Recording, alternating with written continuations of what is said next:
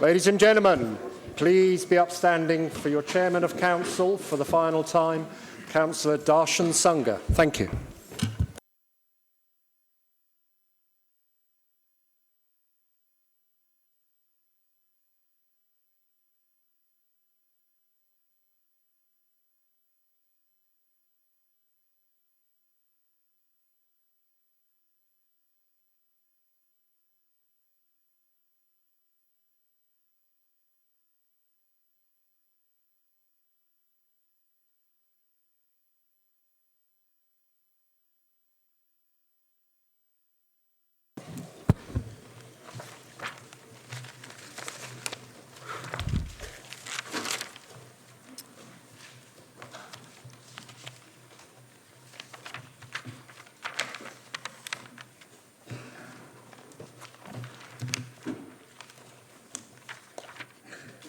Mr. Woodall, item number 1, webcasting introduction, please. Thank you, Chairman. The Chairman would like to remind everyone present that this meeting will be broadcast live to the internet and will be capable of repeated viewing or other such use by third parties. If you're seated in the lower public seating area, it is likely that the recording cameras will capture your image, and this will result in the possibility that your image will become part of the broadcast. This may infringe your human and data protection rights, and if you wish to avoid this, you should move to the upper public gallery. And could I also kindly remind members to switch off their microphone when they have finished speaking? Thank you. Thank you, Mr. Woodall, and a very good evening to everybody, and a very welcome as well to the chamber here. Today is Thursday, the 23rd of May 2024, and welcome to the annual council meeting. Item number 2 is the district council elections that took place 3 weeks ago on the 2nd of May 2024. I am delighted to welcome and congratulate all of you on your election to serve as district councillors following the elections on the 2nd of May. I can see there are a number of new faces around the chamber. May I ask that when I call you, all our new members, the newly elected members, when I call your name out, if you can come and join me in the well at the bottom there to receive your copy of the Declaration of Acceptance of Office.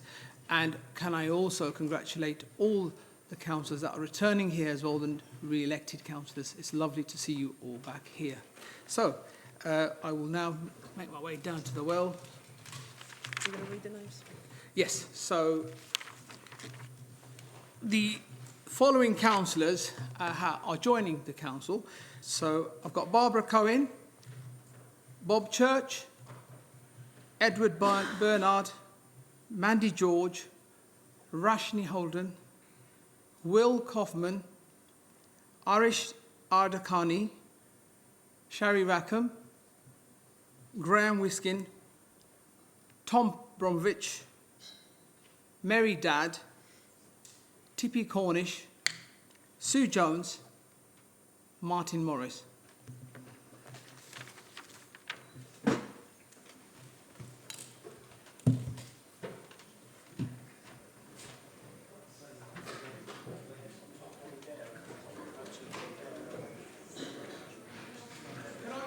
Can I start? We're allowed to call your name back.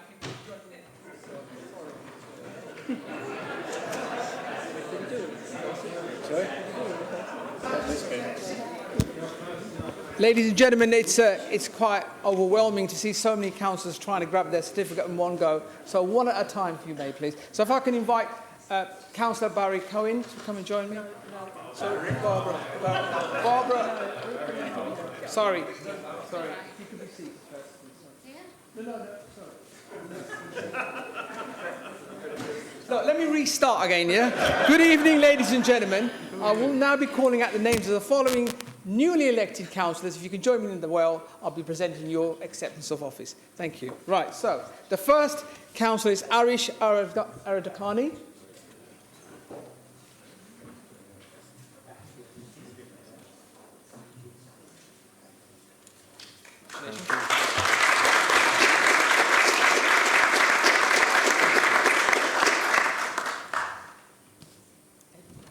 Councillor Edward Barnard.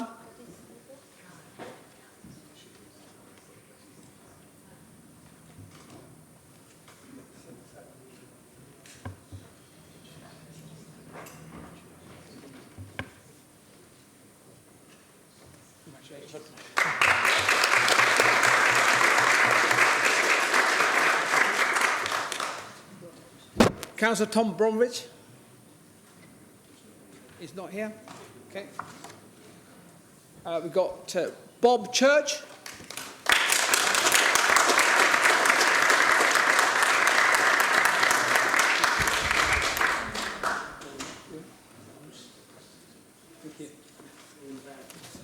Right. Now we've got Councillor Barbara Cohen.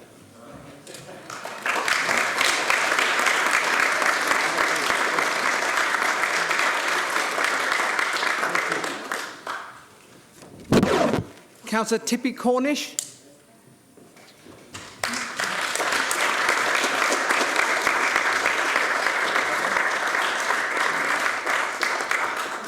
Thank you. Councillor Mary Dadd.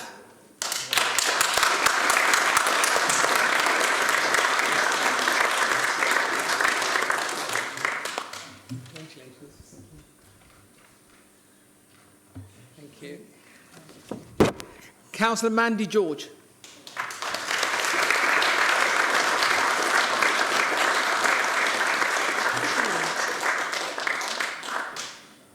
Thank you. Councillor Rashni Chahal Holden.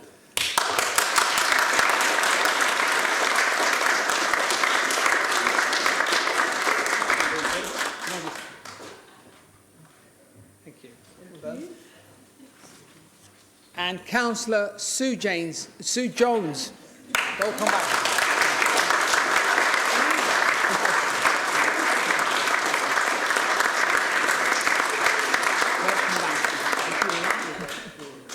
Well done.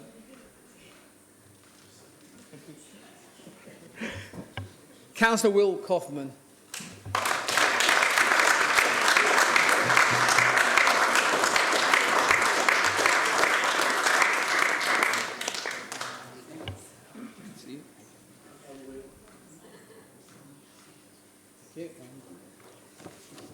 Councillor Martin Morris.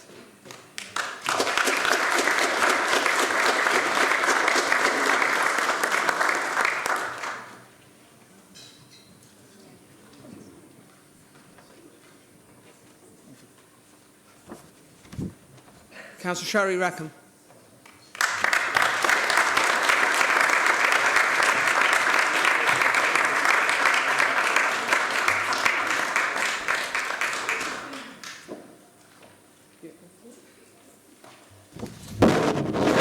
Councillor Graham Wiskin.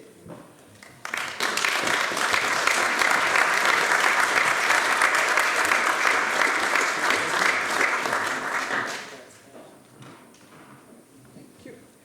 Thank you very much.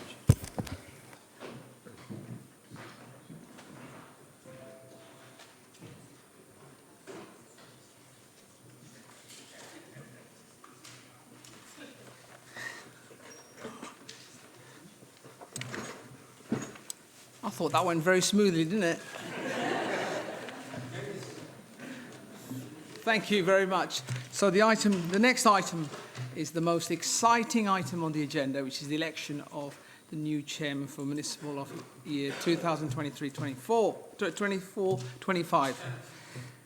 So before I move that, I'd like to just say a few words, if I may, please. What a year and what an honour you have bestowed on me.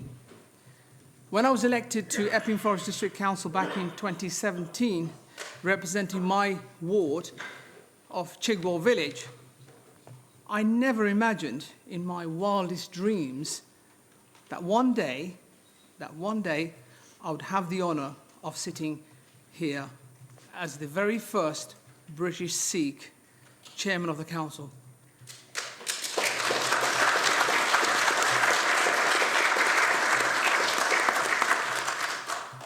I hope that over the past year, I have served the role with the dignity it deserves and proved that I was a very worthy candidate for such a responsibility. I have attended over 100 events and meetings and enjoyed every one. Well, most of them. Throughout my year, both Terry, my wife, and I have had the most amazing time. I have met so many residents from all walks of life and travelled to every corner of the district that I thought didn't existed. From Ride London, which we'll have in a few days' time, which travelled through the district, Royal Gunpowder Mills in Waltham Abbey visit, the Epping Ongar Railway memory train, planting a tree for the Queen's green canopy in Thaden Boys, laying wreaths for Remembrance Sunday and the parade through Epping. The children's talent show, organised by Councillor Louise Mead's daughter, Daisy May, who's here today as well as a special guest. There we go, she's over there. The official opening of the Loughton Food Bank last week, and also the very moving Holocaust Memorial event took place in Loughton. What really has surprised me is the beauty and diversity we have on our doorstep. And I have been so proud to represent our district at events throughout my year as chairman and call Epping Forest my home. The Youth Council 15th anniversary, communities, production of Matilda in North Weald, the opening of new homes in Loughton, Waltham Abbey, Buckerstill, for those on our housing register, the amazing civic awards in March, and celebrating with many of the various religious communities we have in our district, including Hanukkah, Christian carol services, Diwali, Eid, Vaisakhi, and the Hindu New Year. With the hectic life I've led this year, I would like to thank my family, especially my wife Terry, for joining me at these events and giving me the time off to attend meetings. You can give her a round of applause.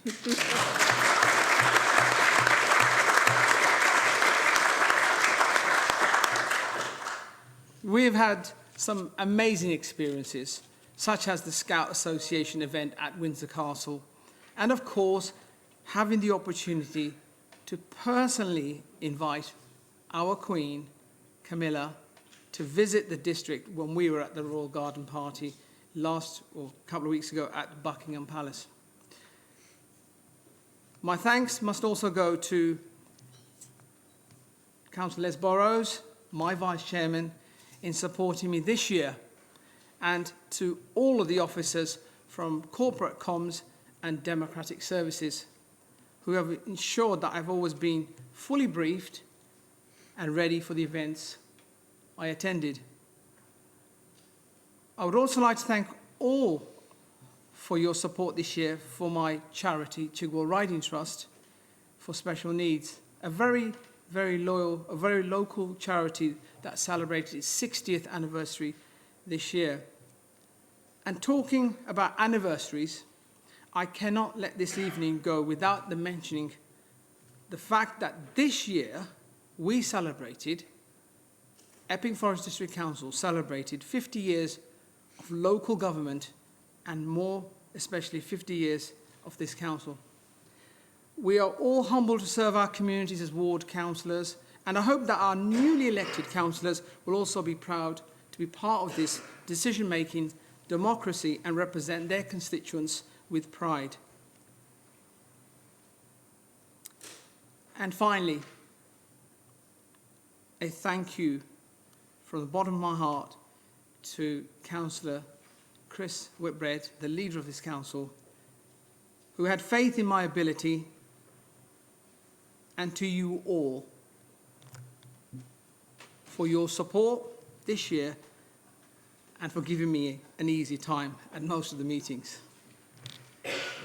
It has been a fantastic year, and I have enjoyed every minute of it.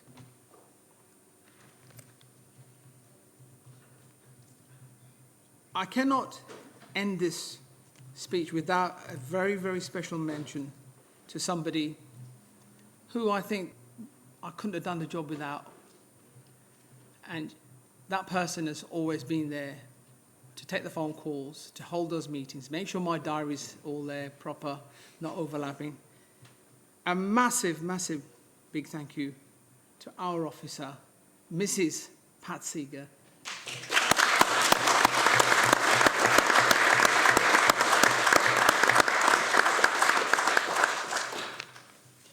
Thank you. So the next point on the agenda is the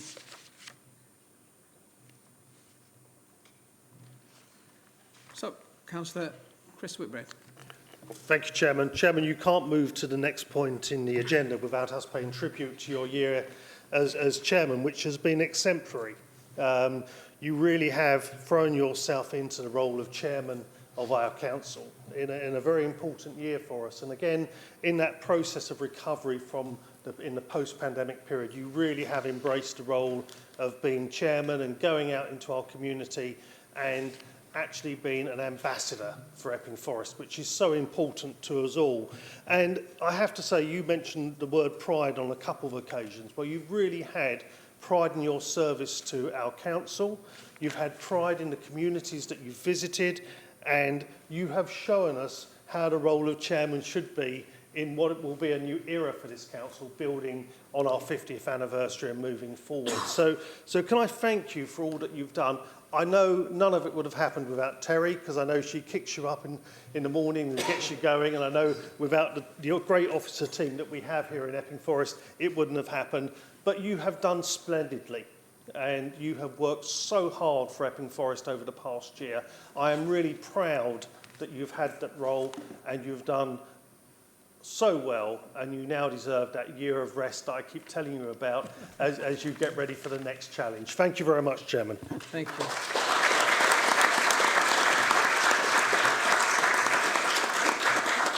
Thank you very much for those kind words, Leader. Councillor Rizvi. Thank you, Mr. Chairman. Well. Very difficult to follow that, but, I just wanted to personally say thanks and, pay tribute to the way that you've conducted yourself.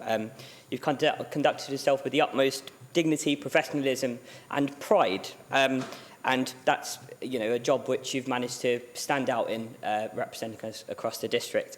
I've seen firsthand the smile that you've brought to the faces of young and old across the district, culminating in your final event on Tuesday at Chigwell Daycare, and seeing so many 2- and 3-year-olds talk about the man with the chains, I think that will be a long-lasting image of you during your year as chairman.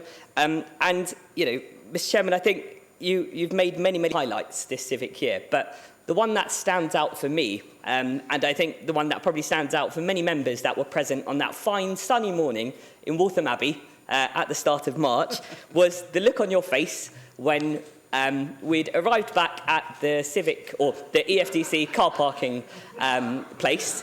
I have a button I can use you with. And the look on your face when you'd gone to your Bentley and there was a big yellow sticker that had been put on by our parking enforcement officer. So in amongst the very many 100 events that you've attended, that was definitely the highlight for me. But jokes aside, Mr. Chairman, the point that I wanted to make is that you have been a credit to this council and a fantastic ambassador. And I think it's a tribute to our leader, as you said, who or bestowed his trust in you and selected you as our chairman. And I know you've got a very capable deputy in Councillor Burrows. And, I think Terry has been a fantastic consort for you as well. So it's been a pleasure being your ward colleague, seeing you thrive in your commitments as chairman. I know how proud your family are. I know how proud the residents of Chigwell have been, and I'm dearly proud to consider you a friend. Thank you.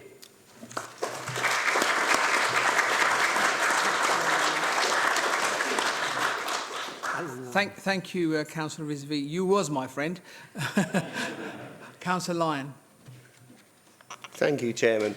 As a ward colleague and parish councillor, you followed me as chairman of the parish council, and we've worked together for a number of years. And it's always a smile on my face when I hear your name mentioned for various reasons. It's a pleasure to have seen you in the chairman seat and to what you've done this year and some of the events that you've been party to, particularly in Chigwell. It's a great opportunity, and I wish you well in your retirement or sitting amongst us on the back benches, and look forward to working with you again in Chigwell. And welcome our Vice Chairman, who's going to be taking over your position very shortly. Thank you, Councillor Lyons, for your kind words. Councillor Patel, we can now say without... You almost got my name wrong, so I might sit down again. No, I'm just going to keep it really, really short, just to say it's been a pleasure seeing you as a chairman. And I think besides all the professionalism that came with it, I think you did it from your heart. And we all joked amongst ourselves that it's going to be really difficult for you to tear apart from your chain. And I know that, from the bottom of my heart, that that's how you feel, that you really want, to go on as long as you could. And, we really appreciate how you've carried yourself on that. And also started all the Diwali for the first time and Vaisakhi for the first time in Epping Forest. Really appreciate that we can start our diversity, part of the celebrations as well. I know Councillor Nowicki is quite keen on that as well. So I'm really looking forward to working cross-party and trying to take that baton forward, and request you to carry on with the preparation of that for next year as well. Welcome to the new chairman as well. Thank you. Thank you.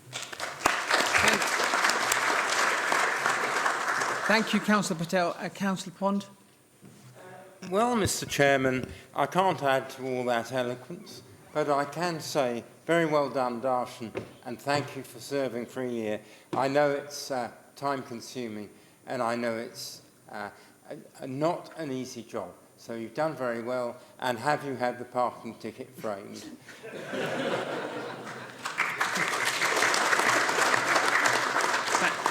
Thank you. I would like to commend that civil enforcement officer for doing his job very well, and I did pay that ticket. So I'm quite happy to... Thank you, Councillor Williamson, for pushing that along. Yeah, so... Can you make sure I get a slot? Yes. So, okay, so in which case we'll move on to our Chief Executive of Council, Georgina. Thank you, Chairman, and a short one from me also, but it's to express from all of our staff the appreciation of the service that you've given. Well done. I did do a little survey, especially from one of the officers that you have mentioned, and it was a total thumbs up. So well done, congratulations, a job well done over the year. Thank you. Thank you. Thank you very much for all of your contributions. Now, the exciting part. I would like to invite Councillor Holly Whitbread to move the motion to nominate the next chairman of this council. Thank you. Thank you, Chairman, and it's an absolute delight to nominate my good friend Les Burrows as chairman of Epping Forest District Council this evening. And last year I all told you the story about when my cat bit Les and put him in hospital, which was back in 2015. And back then I knew that Les was someone who was entirely dedicated to public service, because even with his hands swelling up, he still went to the election count, and I think he was in hospital for about a week after. And somehow we're still friends years later, and the cat is still going. But in all seriousness, I know Les to be someone who believes in public service. He's in local government for the right reasons. He cares about our community in Epping Forest deeply. And I know along Mr. Chairman's side this year, he's gone to many different events and enjoyed getting to know every single corner of our brilliant district. And I know he will do a fantastic job with Carol beside him, who herself believes in public service and giving back. So it's an absolute honour to nominate Les this evening. He will be an asset to this council, I'm sure, and carry on his role representing us all. So thank you and good luck. Thank you. Can we have a seconder? Chris Whitbread, please. Yeah, thank you, Chairman. Chairman, as Holly quite rightly said, it's just an absolute pleasure to second Les in this role. I know he's going to be absolutely brilliant. The one thing about Les is, he's so genuine. He's such a good friend of this council and all the members of it. And he'll be a great ambassador, like yourself, for us in Epping Forest. I know with Carol by his side, we have got a brilliant couple going out there selling the virtues of Epping Forest. for this council, talking about the best of what we do. And it's a real pleasure just to second Les and see him move forward into the role of chairman in the coming year. Thank you, Councillor Whitbread. So, in which case, Councillor Burrows, I'd like to congratulate you on being elected as the chairman for Epping Forest District Council for the municipal year 2024 to 2025. If you'd like to join me in the well for a short presentation, thank you.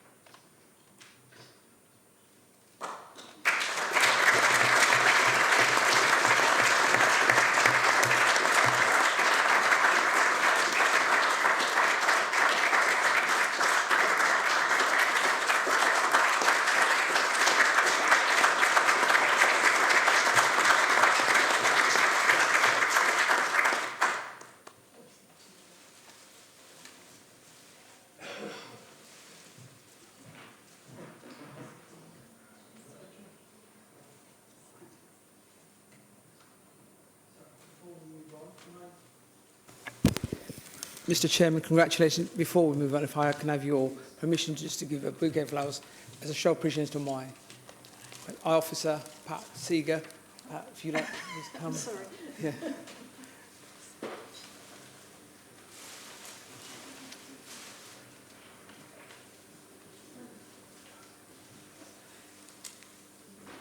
Well, Pat's coming down. I truly, truly mean this. All former chairmen will say this. Without this lady, Moneypenny, I'll call her, it would never have been possible. So. Oh, thank you very much.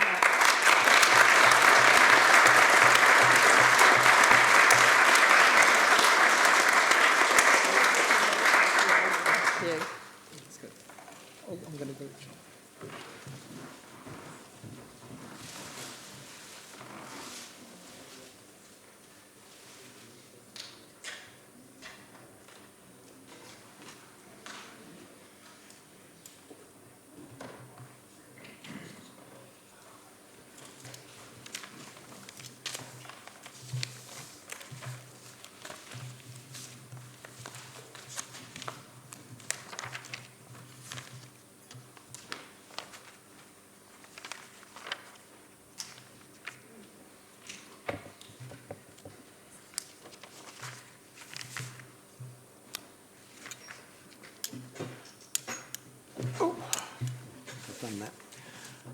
Good evening, everybody. That was fun. 6 years ago, the residents of Epping Forest placed their faith in me when I was first elected as district councillor. I never imagined that one day I would find myself in this chair and you, my fellow councillors, would elect me to serve as your chairman. It is a great honour that I humbly accept. And this chain of office, I do have it, represents the responsibility you have placed upon me. I shall do my utmost to live up to your expectations. Thank you all so much. Of course, earlier this month, it might have all been different. As councillors, we all know not to take the will of our residents for granted. I would therefore also like to say a very big thank you to the residents of Epping Forest who returned me at the elections for another term in office. Without them, I really would not have been here tonight. So thank you to everyone who voted for me on the 2nd of May, and thank you again to everyone who supported me this evening. I would like to say another thank you to Darshan for his service as chairman over the past 12 months.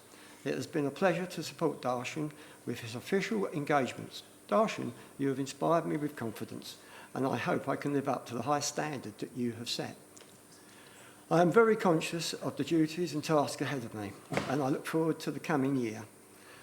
The role of chairman is varied, but looking ahead, I hope to promote civic life with people of all ages and all beliefs across the different communities that make up our district.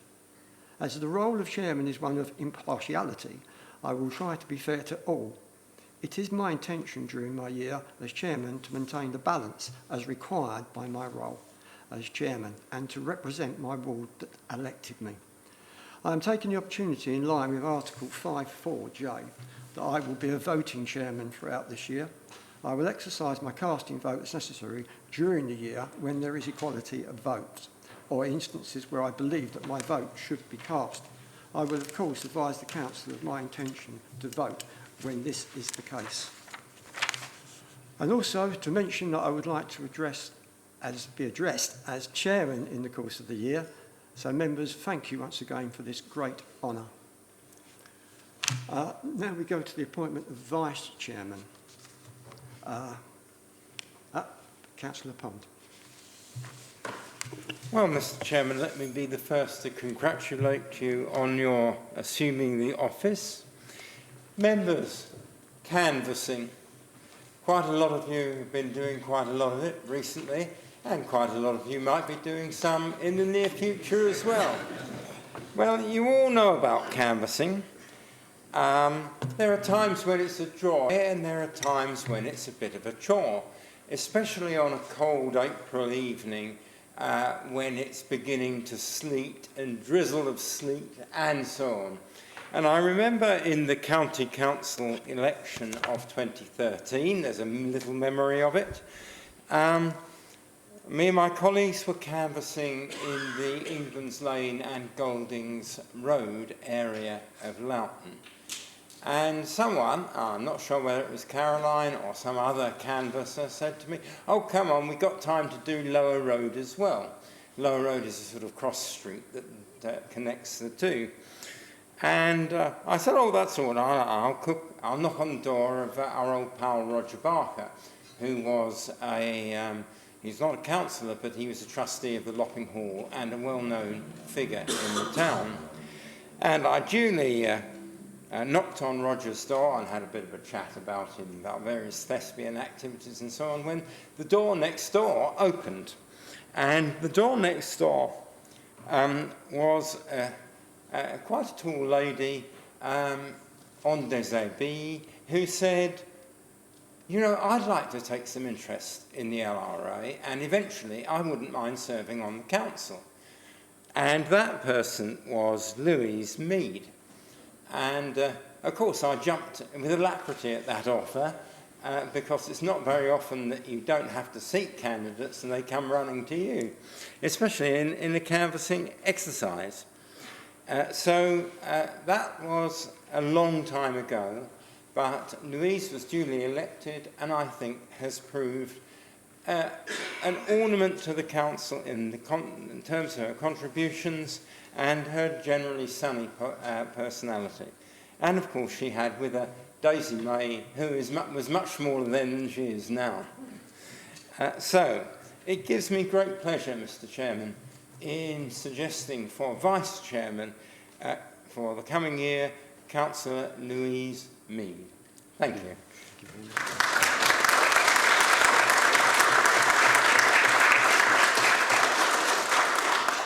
Councillor Murray.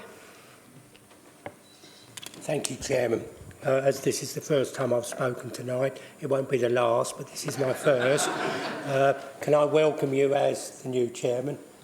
I think you will do a superb job. And it was lovely to spend that day training with you and Louise, and I felt as if I got to know you very well in that day, and you will do a superb job. So I stand now to second, if that's the right word, or to support the nomination of Louise. I've seen her blossom into a first-class councillor for Epping Forest. She's certainly a first-class councillor for Loughton Fairmead. I know that your former colleague, Councillor Wixley, felt very highly about your contribution within the ward. I've certainly also received very good reports, so you will do an excellent job. With Louise, of course, we get young Daisy to support her, and I hope you enjoy your year as Vice Chairman. I do just want to say two other things that I think need saying, and members who have been here for a while know that I say what I feel, but I will put it as politely as I can. It's been a long time waiting, Chairman. 13 years we've had to wait for a nomination from outside the majority group, and I think that is 13 years too long, but it's to be welcomed. So well done to the majority group that at long last you have seen the error of your ways and have entertained the nomination from outside the majority group, because the last time you did it was 2011, when Ken Angold-Stevens, the beloved late Ken Angold-Stevens, was nominated as chairman. And I do just feel sorry, and I won't list the names, but I do just feel sorry for some previous councillors who would have done an excellent job in either of those two posts, but just were denied the opportunity because they weren't carrying the right political card. But well done, Louise, you will do very well. And my final comment will be, what we've seen tonight is to be welcomed, and I hope that brings a new era of cooperation across the groups, because I certainly know my colleagues from Loughton, and certainly myself, stood on this very strong platform of working across the groups, and that went down really well in Loughton, and I believe that it resonates across the district. So I see this as a welcome light on the hill, and let's hope for the rest of the year, as far as possible, we work across the groups and together for the benefit of Epping Forest.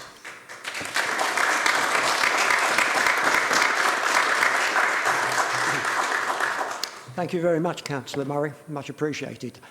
Councillor Janet Whitehouse. Thank you, Chairman. On behalf of the Liberal Democrat Group, I'd like to support the nomination of Councillor Mead as Vice Chairman. We were delighted when we heard that the Loughton residents have been invited to put forward a councillor for the position of Vice Chairman, and we hope you'll have a very enjoyable year. Thank you. Thank you.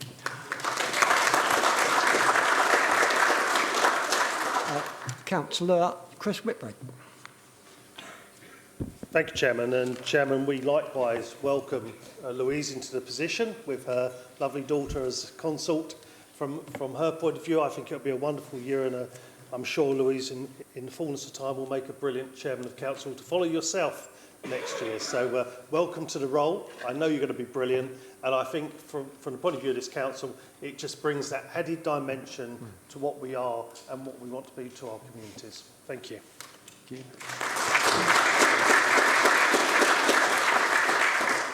So I can consider that Councillor Mead is elected as a Vice Chairman. If you would come to the well, I will be down there with you.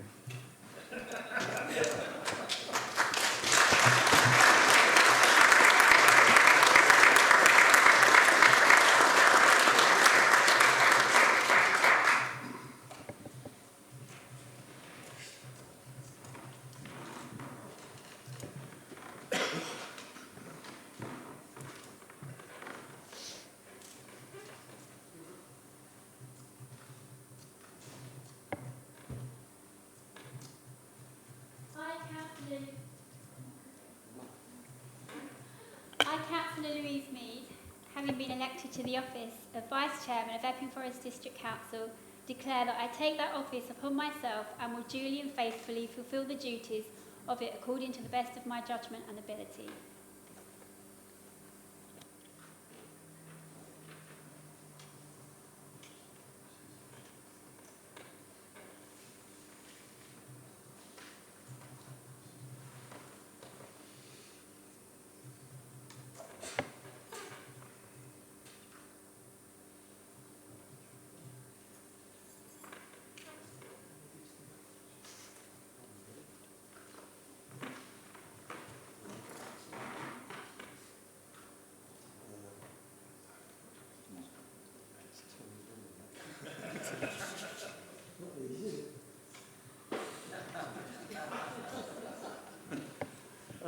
I don't think I've got the job.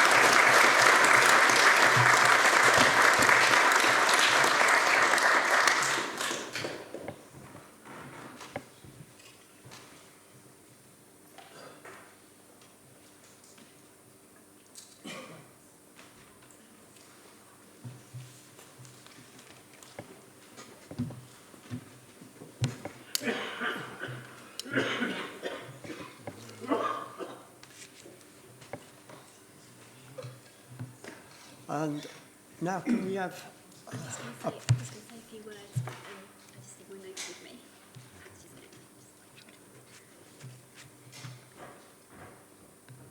I forgot about that.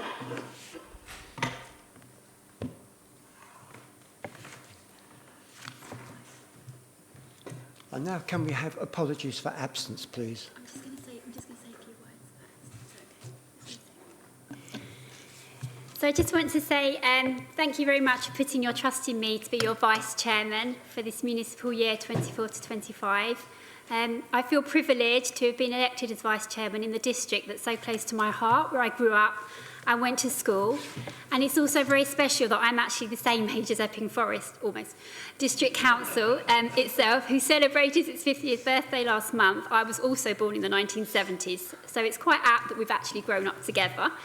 And I'd like to say a special thank you to the outgoing Chairman, Councillor Sunga, who has done a magnificent job and been so supportive on a personal level. And I think my daughter's going to start the fan club, the Sunga fan club, because she's definitely your #1 fan. And many congratulations to our new chairman.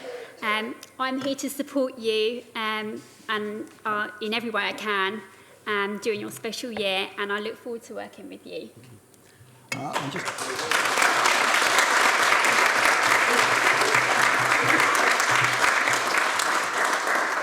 And may I say that I'm delighted that you have elected Councillor Louise Mead to serve as our Vice Chairman for the Council for 2024-2025.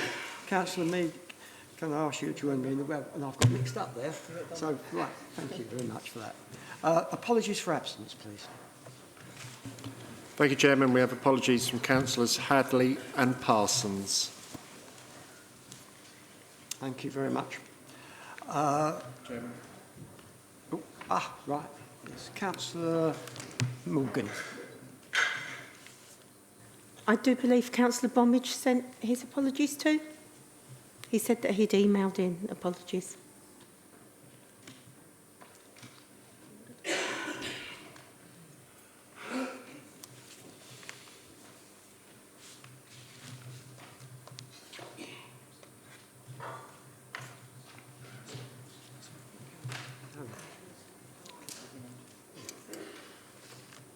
May we have a declaration of interest, please, from anybody?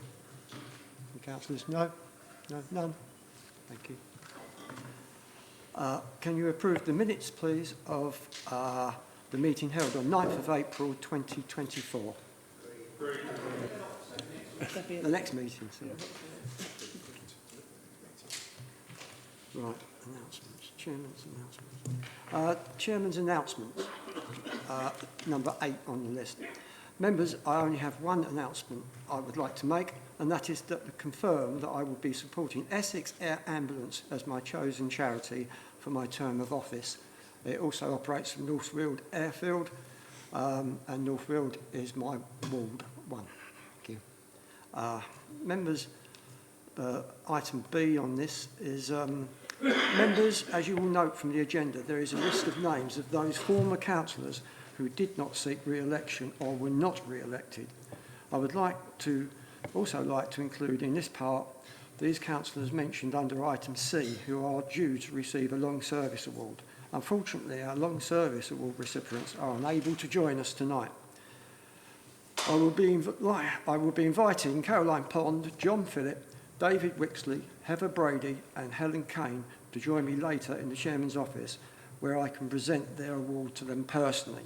But I know there are a few of you who would like to say a few words about some of the former serving councillors.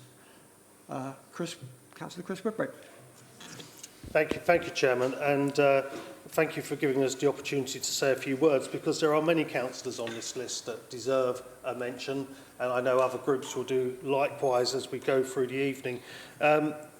First and foremost, I'd like to pay tribute to Helen and Sam Kane, both of whom were in my cabinet, and Helen, of course, has been chairman of council previously as well. They both have served with exception for their communities in Epping Forest, and certainly need a good mention this evening for all that they've done for Epping Forest District Council and have achieved within my cabinet and beyond. So I'd like to pay tribute to both of those this evening. I'd also like to pay tribute to my good friend Aniket Patel, who stood down at the election. Aniket was a first-class member of my cabinet for many years, and a good overview and scrutiny chairman, and taken on various roles within the council. He was always dedicated to everything he did, and we will miss him, and I hope he'll be back within a couple of weeks, because he will miss us as well, and he will always remain engaged in his community, and I have every confidence in that. There are other councillors who weren't returned at the election who will be duly missed as well. Whilst later on this evening I'll reappoint my cabinet and make changes as necessary, of course we're going to miss John Phillip. John has been an exceptional councillor over many years, whether that be in planning or whether that be on finance, and we will certainly miss his ability to communicate those very difficult positions that we've had to take in recent times. And I'm going to miss Heather Brady, who again was a first-class councillor, wonderfully engaged in planning and a real understanding of Greenbelt issues. So we will miss Heather as well. And actually, from the LRA, I'm going to miss Bob and Judy Jennings, who were exceptional. Gave great service to this council over many years. And of course, the councillor who was here as long as I was Chris Pond's wife, Caroline. What a wonderful councillor, and did so much great work for us as a council, as a chairman, as a leader of the LRA. And I will always remember Caroline's input to this council, which was always worthwhile. So I think, you know, that goes without saying. And Sherry McCready, of course, not returned for Epping Hemnall. And I know she's one of these councillors who's always passionate about the local community of Epping in particular. So that's really an important thing. And Councillor Murray made a comment earlier on about people who missed out on being chairman. And I would like to pay tribute to David Wixley. I did so at the Overview and Scrutiny meeting last time. An exceptional councillor. He would have made a great chairman of council as well. I was really disappointed that he didn't stand again this time, and I had the greatest respect and time for David, and I'm sure he'll stay engaged in Loughton politics fully as it goes. But there are so many people on that list that will be missed by this council. Because the one thing I always say about every councillor who steps down or disappears after an election, they all bring themselves. It's whenever you've got a good organisation, everyone brings themselves to the table. And every one of those councillors brought themselves to the table and added something special in the dimensions that we need to build a great council and a great community for the future. So, Chairman, can I thank them all and just especially note some of those good friends that we've lost in this council, not forever, and I'm sure with many of them they will be back. Thank you, Councillor. Could I next ask Howard Kaufman, Councillor? Thank you, Mr. Chairman. Just like to say a few words regarding Caroline Pond. I believe Caroline joined the council in 2002 when there was no overall majority. And I think at that time she became the cabinet member for communities. I may be wrong, but I think that's her role. She was, of course, chair of EFDC in 2007-2008. Caroline, always authoritative, calm, measured, diligent, read every paper. She knew everything as a fantastic councillor. So she will be very much missed at the bench here. She's at home. We still see her, saw her the weekend. She's well, so I'm very pleased and very grateful for her guidance. I'd like to slightly break with tradition, so I also want to say thank you very much to Chris Pond for standing again. The Ponds have made an unbelievable contribution to Loughton, Epping Forest and Essex County Council. What they have done is unbelievable, and the fact that Chris Pond is here again for another 4 years, what a fantastic servant this council. Thank you very much.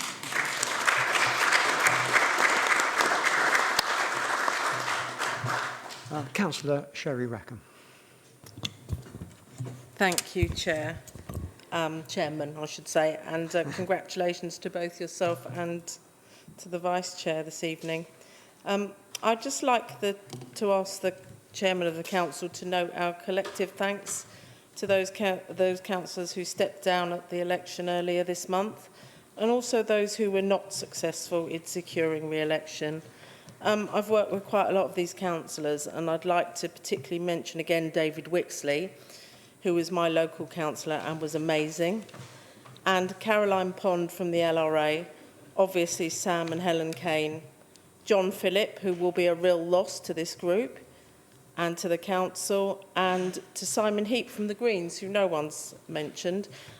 They were all really, really good councillors, and they all worked for their residents. And I think we should reward them and give them our thanks for all they've done for this council. Thank you very much.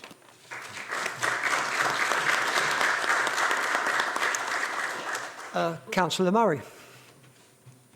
Thank you, Chairman. I'll keep my remarks brief, and I want to say something that I don't often say, but I entirely agree with everything that the Leader of Council just said.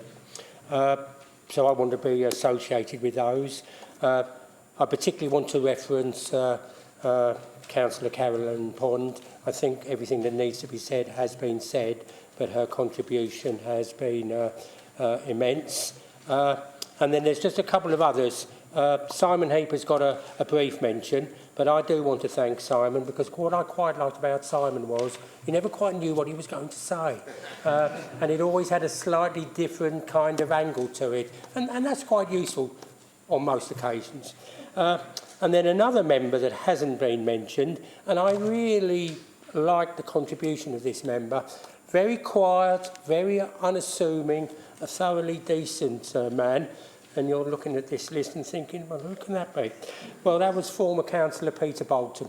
I just thought he was just a fantastic representative for North Weald Village.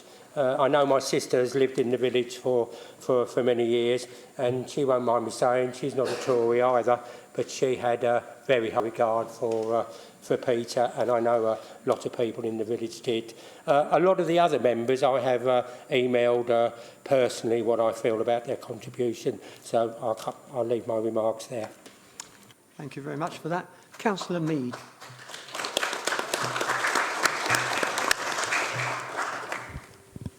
So I just want to say a few words about David Wixley. So I know he can't be with us tonight, but I'm sure he'll watch the webcast tomorrow. I just want to give him my personal congratulations on his Silver Long Service Award and a thank you from Loughton Residents Association for all his very hard work over the many years. I'm going to take my time on speaking about him because I know that he never liked to be rushed, especially in the chamber. So I will take my time.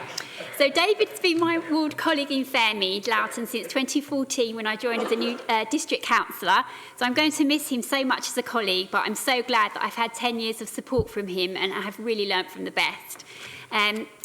David and I made the perfect district councillor colleagues because from the first moment we met, we got along really well, and most importantly, I actually get his jokes really well and actually laugh at them.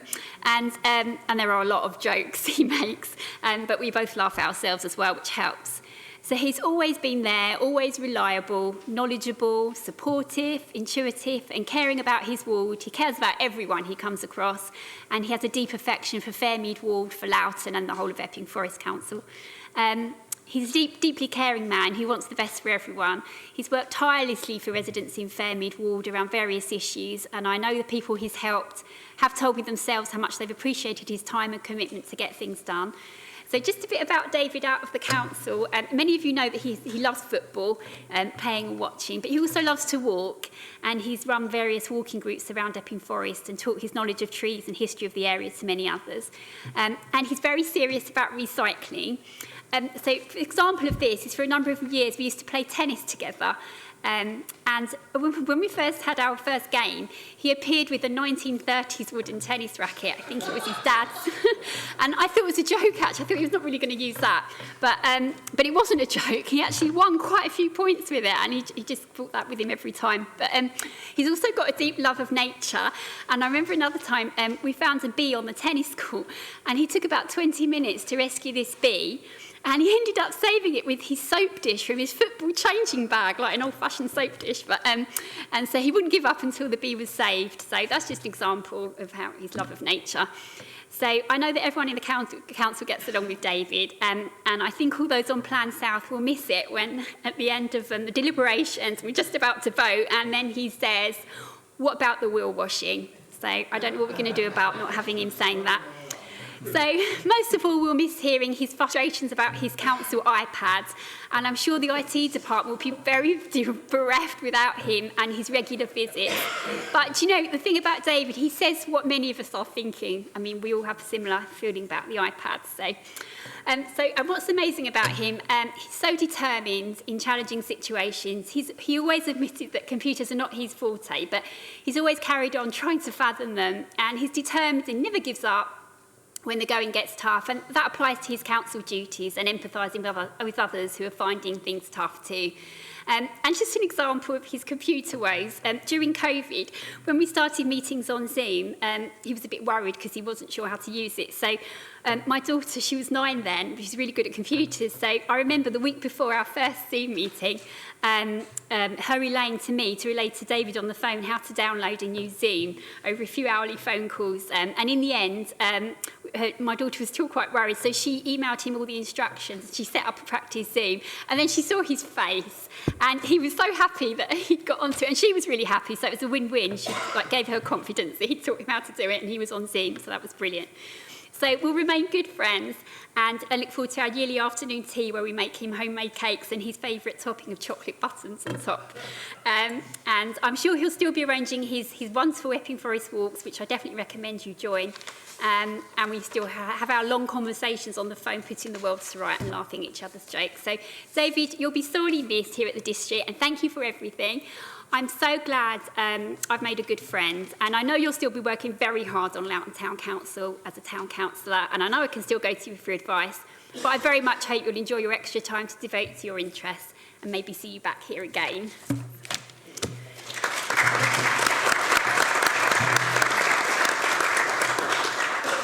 And sorry, I don't want to bore you, but this is really important because this is about Caroline Pond, if that's okay, Chair, if I carry on with Caroline. Just a few words. So firstly, a huge congratulations to you, Caroline, on your Gold Award. You've worked very hard for many years, and I hope this shows the appreciation of all that hard work. I've known Caroline since 2013 and I'm going to miss her in our group. She's one of a kind. She has the perfect mix of knowledge, she's supportive and quietly, calmly getting on with the job at hand and saying just the perfect words for the occasion. She's very kind, a very positive person and she cares. She's approachable, which is exactly what you need as a leader of the group. I've been to her for advice on many occasions. She'd always listen and give her viewpoint and comment on a matter, and I knew I could rely on her to give me the correct advice, even about personal matters. Caroline and I get on very well together. Sometimes we travel to meetings and we'd natter in the car and we forget the time. She's worked very hard for the people of Loughton and of Epping for Epping Forest over many years. I didn't know her personally when she was chairman of Epping Forest, but I will certainly be having a chat with her because I'm sure there's so much I can learn from her experience. So I'll miss her in our group and seeing her at meetings. She always comes in with that smile and positivity that we all need. So I'd like to personally thank her for all her many years of time and support for myself, for Loughton Residents Association, the many past and present councillors from Epping Forest and her constituents in St John's Wood, Loughton. So thank you for being there, Caroline, and I'm wishing you, and we all are, a very warm retirement from council work. Thank you.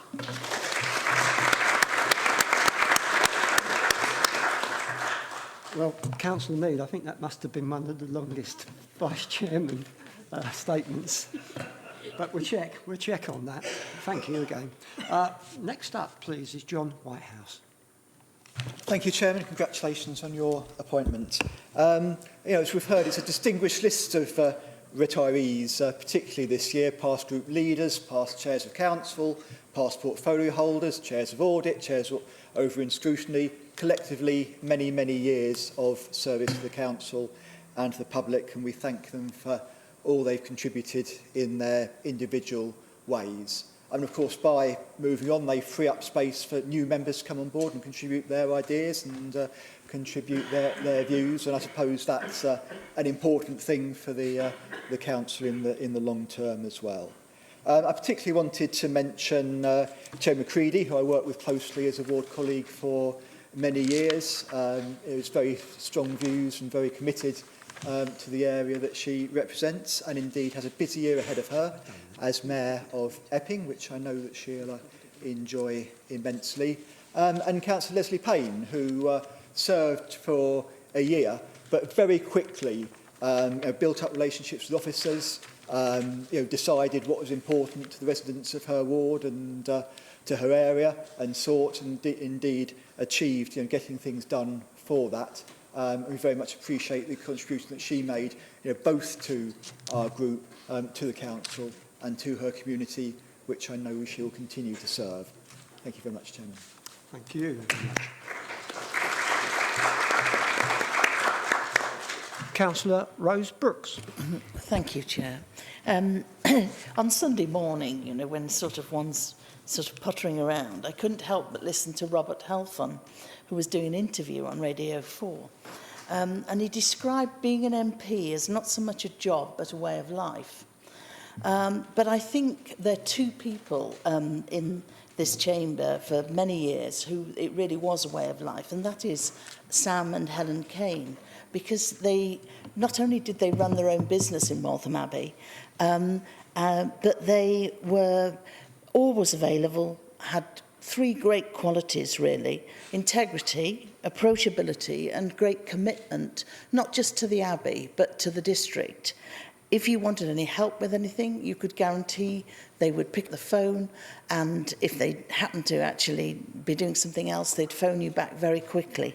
I worked with Helen particularly, and she had such a number of roles in this council, a cabinet member, chairing the leisure, particularly when the Waltham Abbey pool was being built, not to mention being chair of the council during COVID, which wasn't at all easy.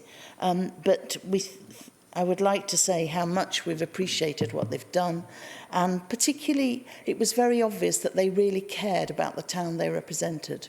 Not just the gunpowder mills, which we were often heard about, but the work that Helen did for the Epping Forest Museum. And we do wish them well, and I know that they have retired partially, though I never think they'll totally retire from their business, but I do wish them a break. And I know Helen's continuing as a town councillor, but I wish to thank them particularly for everything they've done.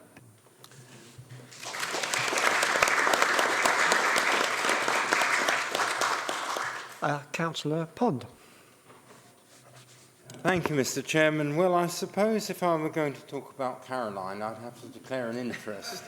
But we have been together for 55 years, so I suppose I'm a bit prejudiced anyway. Wouldn't fit the Nolan principles. But most certainly, when she first stood for the council in the last all-out elections in 2002, she had to be persuaded because she was never in her comfort zone in this council. Though it might appear to the contrary, it was always something which was going to be quite difficult for her.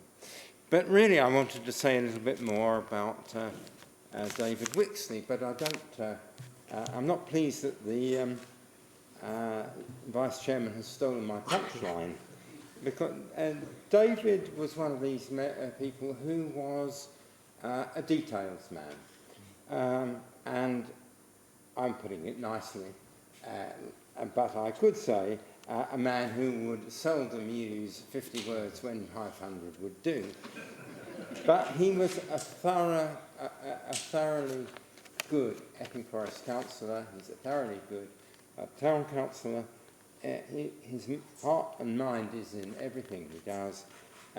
As the Vice Chairman said, undoubtedly IT department in EFDC will be very glad that they can now dismantle the camp bed that he used for attention to his iPad. But isn't it funny how people get catchphrases? Even in all could be no other than George Dixon in Dixon of Dock Green. And what about wheel washing? Could be no other than former Councillor Wixley. And he went on, as he intended, I think, by sitting on the temporary planning committee of the town council that met only this week. So I'd like to pay tribute to all of them, including Helen and Sam Kane, who I had the greatest respect for, John Phillip, who brought a great deal of expertise to this council. And it's a pity they're going, but the generations move on, and as you've said, as Darshan Sangha said, we have a lot of new members who I'm sure will be the stalwarts of the future. So thank you very much.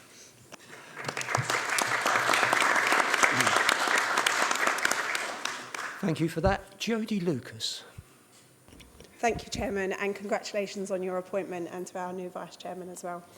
I couldn't let this item pass without giving our thanks from Abbey to previous councillors Helen and Sam Kane. They have been an absolute inspiration to all Waltham Abbey councillors, and their dedication to their service is phenomenal, and we are very grateful to continue to have their support as well. So similar to what everybody else has said, there's lots of names on there that will be missed, but I just wanted to make sure that we said thank you from Waltham Abbey to previous councillors Helen and Sam Kane. Thank you. Thank you.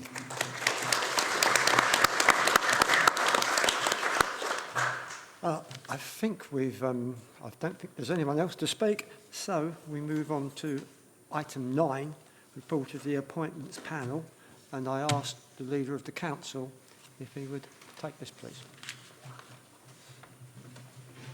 Thank you, Chairman. Probably one of the most complicated reports to go through every year is the appointments panel, and this year it's set over 3 different sheets, so you'll have to bear with me as I try and work my way through it. So I appreciate the members' patience as we move on. The first part is quite easy. The notice the constitution of the political groups, group leaders and deputies, and I'm sure that everyone here has seen the report that's set out and will accept it as it's set out. We can agree that first recommendation on that piece, or recommendation A. We then go on to the appointments of my new cabinet, which members will have seen set out in the reports that there are various of. It's a very different cabinet to last year, with some new roles and new titles.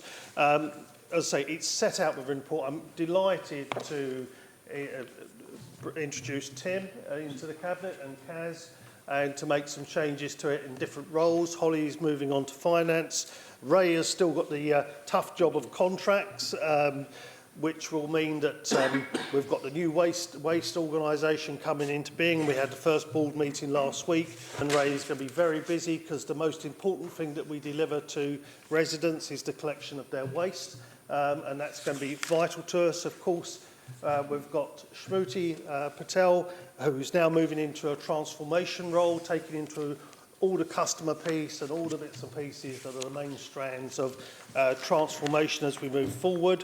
And I'm delighted, after a decade of asking, that Paul Kesker has agreed to join the Cabinet to take on the role that Ken had last year, so that Ken can move into the shaping place piece that is the implementation of the local plan and other things beside. I'm delighted that my deputy leader is moving into housing, and that said is quite a revamped Cabinet for this year, slightly bigger, but the right Cabinet to take us forward in what is going to be challenging times. And as you'll hear me speak shortly, and Councillor Williamson will bring forward a motion shortly, we have got some real challenges ahead of us.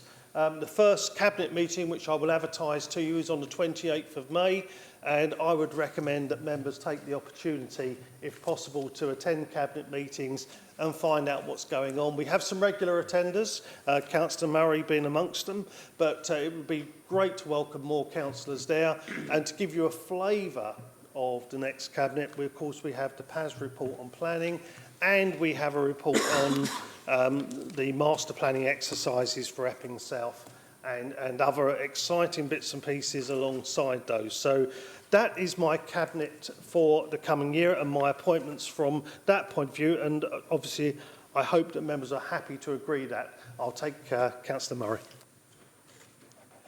Yes, thank you, Chairman. I do want to just say a few words about the Cabinet, because this is probably one of the most important items before us tonight. And I know, obviously, that's down to the leader. But first of all, thanks to the old Cabinet. Most of the issues you got right, in my opinion. Probably 9 out of 10 this year, which I think is the kind of mark you normally get. But more importantly, we just need to look at this new Cabinet. And I do endorse the point that the leader has made.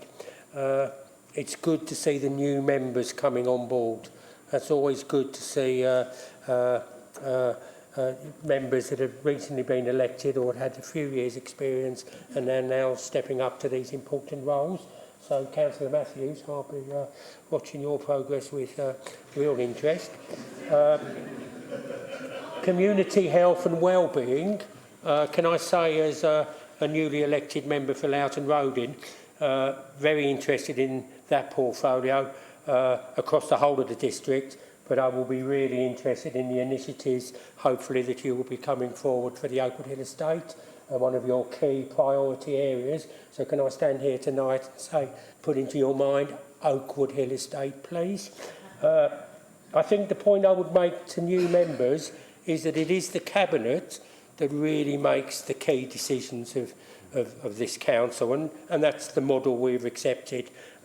So following the Cabinet, either in attendance or watching the webcast later, is always extremely useful. And I think I will just make one other point. Obviously, I welcome, I did think who was going to take on finance and economic development as soon as we knew the Salem Voice result. And Councillor Phillips was one of those that I did email and say that we rarely agreed, but I did recognise his massive contribution to the council. So I'm really pleased to see that it's Councillor Holly Whitbread that has stepped up. And I know there's been a little bit of news floating around in the last couple of days that might have taken attention, but I don't know whether you've had time to read the outturn, Q4 outturn for the financial year 23-24 that was sent to us about 4 o'clock this morning, this afternoon. You probably saw it before it went out. There are some issues, so I do hope that that portfolio holder gets area gets 100% attention right from the word go, because that report had good news in it, if members haven't had time to read it, but it did also have some trends that were quite concerning and means that we're going to have a difficult year. So my final point, Chairman, wish this new Cabinet well, but the model only works well if you know that members of overview and scrutiny are doing the overview and are scrutinising you very carefully. But it will be in a helpful and constructive and not obstructive manner. Come back. Thank you, Councillor Murray. Actually, that's a really helpful statement, and obviously the importance of scrutiny goes without saying.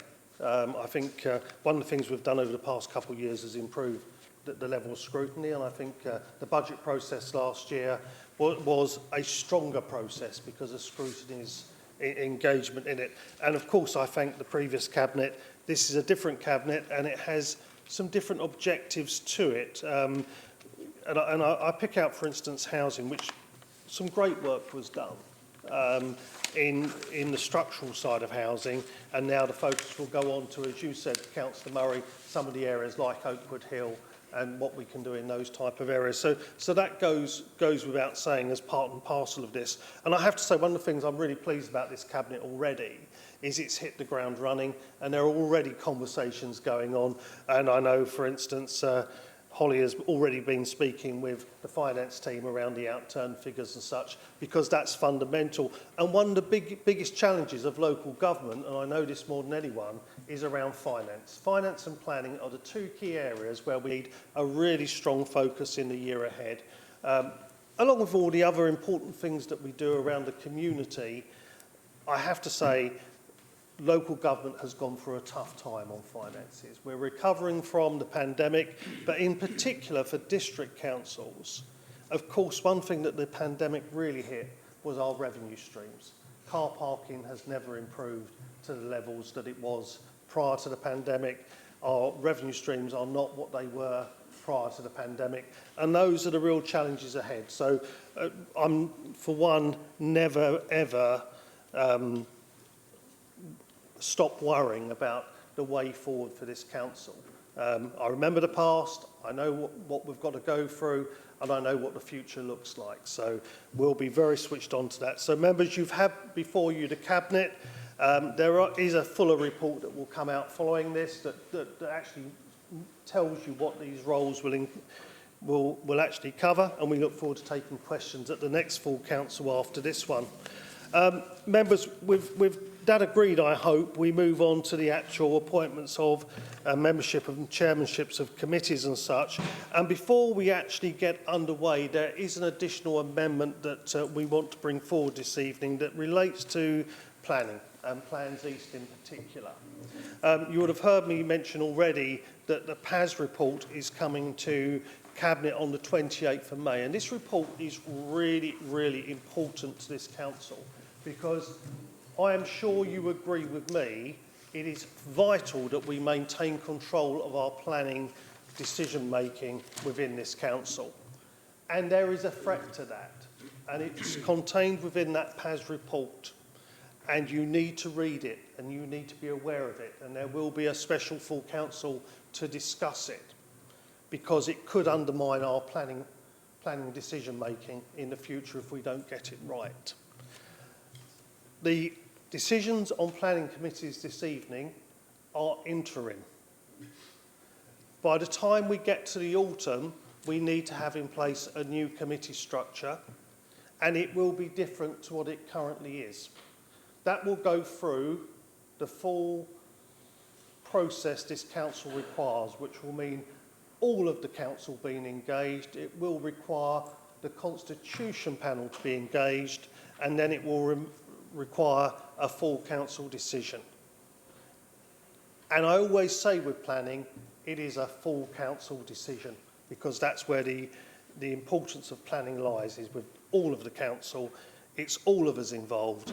No councillor makes a decision alone when it comes to planning, although some people sometimes think that we do. We don't. So we currently have a new council. Boundaries for our wards have changed, and they have changed quite dramatically. I'm going to ask Councillor Williamson to bring forward his motion, and I would ask councillors to look at it seriously, and I will be seconding that motion, but I'm sure there'll be some debate around it. Councillor Williamson. Thank you, Leader. Thank you, Council. Following the warding changes and to achieve a better balance between the area plans committees, an amendment to the Constitution is required in Article 10, Clause 1, and I would like to propose that Epping West and Rural moves into Area Plans Committee West. Seconder for that? Okay, thank you. Thank you, Chairman. I'm happy to second, but I will reserve my right to speak until after other members have had their say. Okay, right. John Whitehouse, please. Thanks, Chairman. I listened to the justification put forward by Councillor Williamson for departing from the recommendation of the Appointments Committee, and there wasn't very much to it, frankly. To achieve a better balance, I think, was the wording that was used. I mean, the leader's quite right. This is potentially just an interim change, and I think for an interim change, the argument weighs in favour of minimum change rather than radically tearing up the boundaries potentially just for a couple of meetings. I mean, the proposal that has been put forward will lead to the slightly absurd situation where you have a different set of members taking decisions on stuff behind the pavement on one side of Epping High Street and another set of district councillors, mainly from Waltham Abbey, taking decisions about planning applications on the western side of Epping High Street and the western side of Epping. And that doesn't really sit with the idea of the planning committees, which is to bring local knowledge and to get a uniform approach within a particular area. The argument, of course, will be that this divides Nazing parish between two planning subcommittees, but two very distinct bits of Nazing.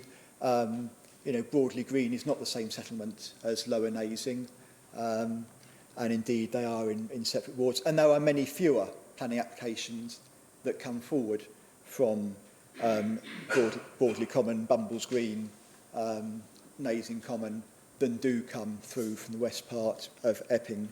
I think we do need a sort of minimum change approach here. I think we do need to respect the fact that Epping is a community with common planning issues which we dealt with by the same planning committee, and I don't find the arguments Councillor Williamson put forward at all convincing, and I wonder if there were other reasons behind putting forward this proposal, but I suggest that members vote against it. Thank you, Chairman. Councillor Holly Whitbread. Thank you, Chairman. Just wanted to talk as one of the ward representatives of Epping West. And actually, to me, this makes a lot of sense. First of all, if I wanted to speak on an application on the other side of Epping, I could come along and speak in Plans East and make those representations. But I think two of the key points to make, actually, if you look at the land mass of the ward, the two or the three rural components of the ward are actually bigger in geographic size than the Epping component. But it's also important to note that we could be expecting Nazing and Roydon parish councils to turn up to two planning meetings. So it works both ways there. So certainly I'm comfortable with this as the ward representative. I think it leads to a better balance, and I'm sure there'll be opportunities for Epping councillors to represent Epping as well, as I'm sure I will be when relevant issues arise. Thank you. Councillor Bedford. Thank you, Chairman. I took a slightly different stance on looking at this, and I believe that actually we do need to do it, and the reason that I believe that is as we move forward with the PAS report, plans on the other side, as I call them, west, they've only sat 3 times last year. Now, as we move forward, giving councillors the opportunity of actually putting themselves forward, one of the criteria is probably going to be around experience of planning matters. Now, if you don't do things on quite a regular basis, you tend to lack and drop back in experience and knowledge. And I think by trying to balance that up and put 3 more councillors on that side, it's going to bring forward the opportunities for everybody on Plans West to get a little bit more experience So if they want to put their name in the hat going forward, they're going to be taken more seriously because they've got a bit more experience. So I don't see it's going to make that much difference, but I do see it gives councillors the opportunity of learning and being a bit more involved in planning before applications are received for the changes that will be going ahead with the planning system. Thank you. Councillor Janet Whitehouse. Chairman, can I just ask Councillor Bedford to be a bit, just to clarify what he's just said about cancellations? According to the research I did, Plans West was cancelled on the 8th of March and the 31st of May last year. I didn't say cancelled. I've got the actual times that they sat were 3 times. It just wasn't the work for them. Right. Any more to speak? No. Shall we take this to a vote? Sorry. I'm not. Councillor. Chairman, if I can, just as a seconder of the motion or amendment, whichever way we look at it, just have the final word. My colleagues have all made good points, and this is a minimal change, but it's a sensible change. You heard about the impact it would have on 2 rural parish councils having to attend other meetings as well. It is a sensible thing to do. Members who represent Epping can always attend Plans East and have their voice heard on the other side of town. But of course, you have to think about the rural areas as well, and they're often forgotten, our villages. This is Epping Upland, this is part of Nazing, this is part of Roydon. So you're asking different parish councils to attend up to 2 meetings, and this brings in a really sensible change for now while we get to the autumn and we bring in place a new committee structure for planning. It's a minimal change. I would ask members to support it. Excuse me. Can we have a show of hands, please, for this motion? In favour. In favour.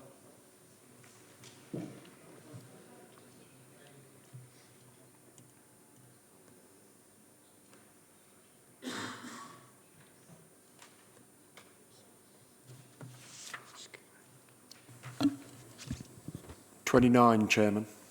Thank you. And against?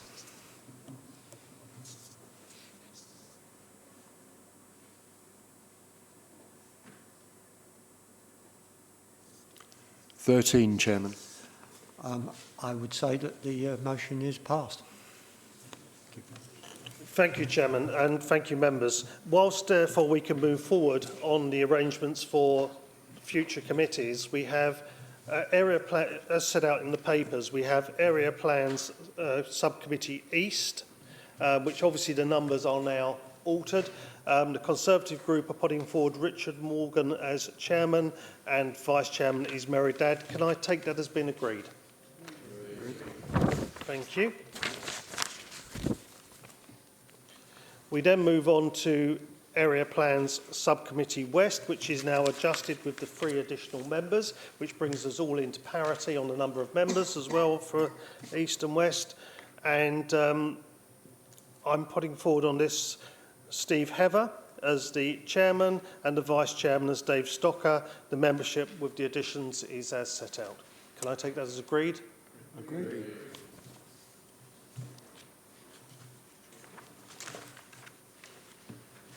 Thank you, Chairman. We then move on to Area Plans Subcommittee South, which is the largest of the 3 committees as they currently sit. I will be putting forward Councillor Alan Lyon as the chairman, and the LRA are putting forward Councillor Nwiki as the vice chairman. As set out, can I take that as being agreed? Agreed.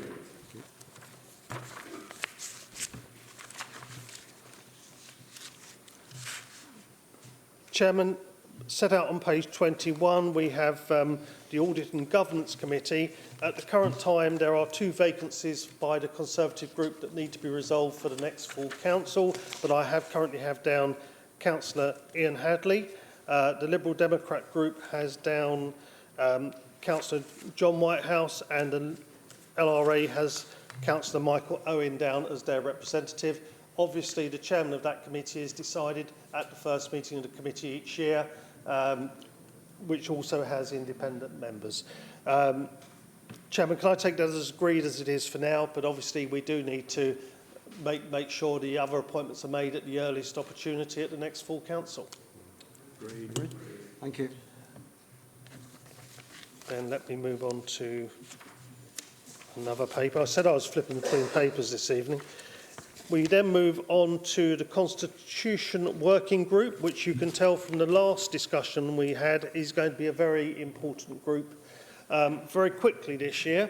And I'm putting forward from the Conservative Group as Chairman, Councillor Alan Lyon, and it's otherwise as set out within the paper. Can we take that as being, sorry, and the Vice Chairman is Councillor Janet Whitehouse. Can I take that as being agreed as set out?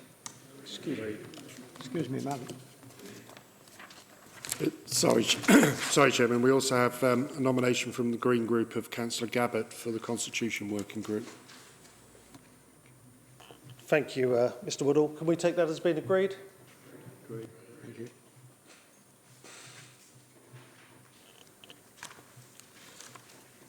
Moving then to District Development Management Committee. I'm pleased to put forward as Chairman, Councillor Sue Jones, and Vice Chairman Steve Heather. With the membership as set out within the paper, can I agree those? Agreed. Thank you.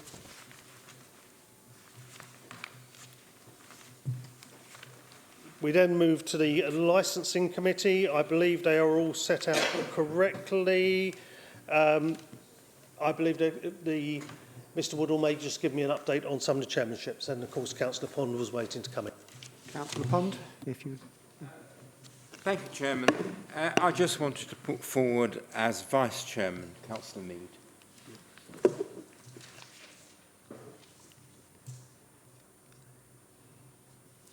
Yeah, is that okay? Thank you, Chairman. I think Mr Woodall is just going to give an update on the chairmanships and such accordingly. Chairman, yes. There's been a nomination from the Conservative Group of Richard Morgan, Councillor Richard Morgan, as the Chairman of the full Licensing Committee. There's also a pool of chairmen for the licensing subcommittees which determine the applications.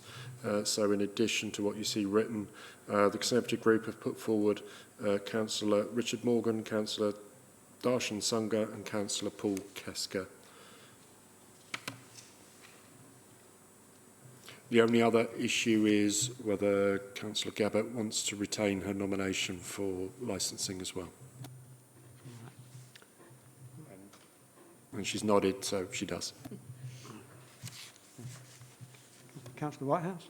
Thank you, Chairman. And as long as Councillor Pond is happy with that, good. So can we take that as being agreed?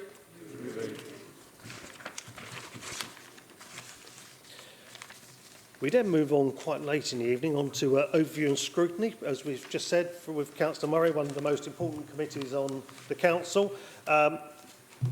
And of course, we have it here set out with Councillor Baldwin as the Chairman of Overview and Scrutiny. We have Councillor McCann as the Vice Chairman, and we have the membership as set out. Can we take that as being agreed? Councillor Pond, please.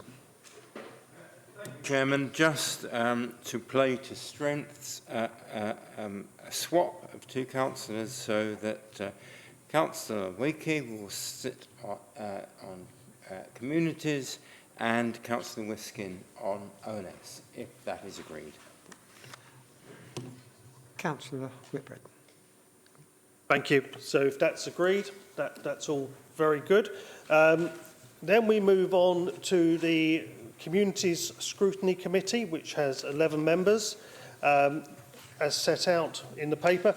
Can I just say it's a pleasure to put forward Councillor Jodie Lucas as the Chairman of that committee, and wishing you many happy returns for today. That takes real commitment to come into a full council meeting on your birthday, especially a special one and a special evening. So thank you, many happy returns, and thank you for being here this evening. And then, of course, as the Vice Chairman to Councillor Lucas is Councillor Jeannie Lee. Otherwise, members, it's as set out on the paper before you. Can we take that as being agreed? Thank you. Thank you.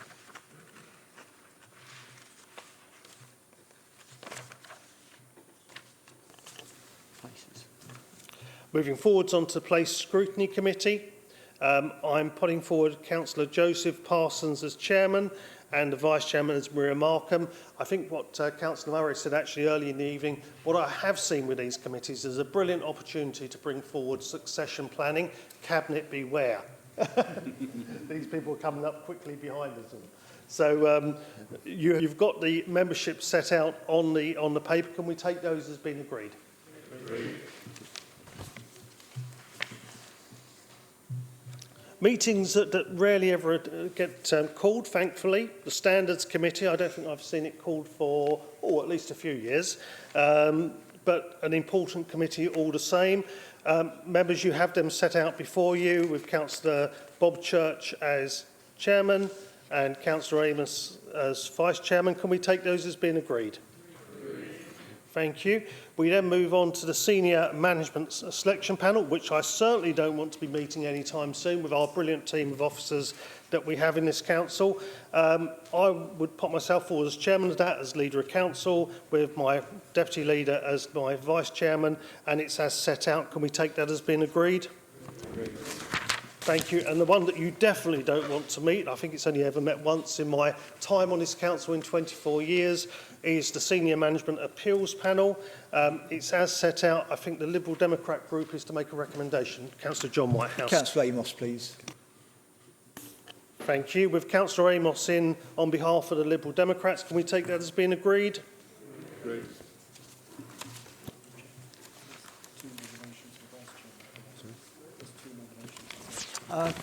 Councillor Whitbread, there's 2 nominations for vice chairman on that one, apparently.